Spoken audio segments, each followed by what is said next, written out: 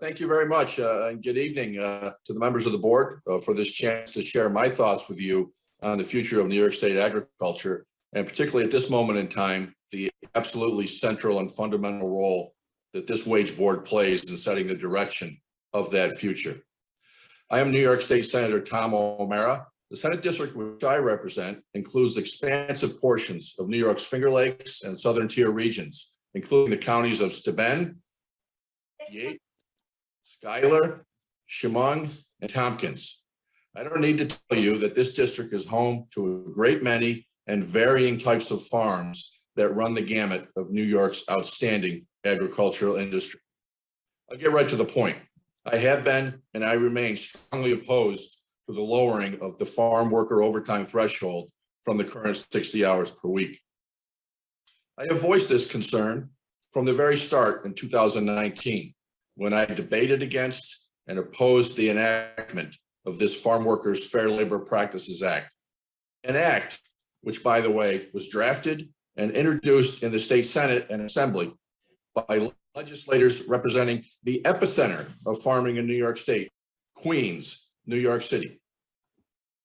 Over the past 2 years, you and all of us have heard directly from those who would be most directly impacted by any lowering of the threshold and the subsequent unsustainability consequences to farm labor costs that would result. We've heard a lot of that tonight. The fact of the matter is that farming is vastly different from other industries, with forces out of the control of the business owner, with overriding impacts of commodity markets and the weather, not to mention that many farms who provide housing, food, transportation, and more that other industries do not. From everything I have seen and heard from those in New York's nation-leading industry, it appears virtually unanimous that lowering the threshold would be a disaster. The ripple effect across local communities in every region of the state, especially in upstate regions like I represent throughout the Southern Tier and Finger Lakes, could be consequential and irreversible. It risks the future of high-quality local food production. The actions risk the loss of family farms and the loss of livelihoods these farms support across the industry and throughout hundreds of local economies.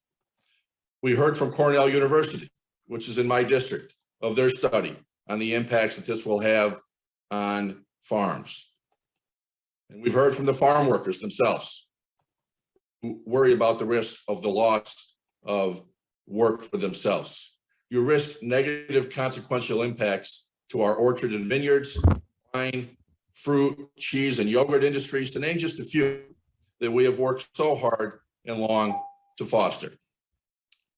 With my time being up, I just urge you firmly and strongly to please consider the consequences that can come to our farming industry in New York State. And thank you for the opportunity to be with you tonight.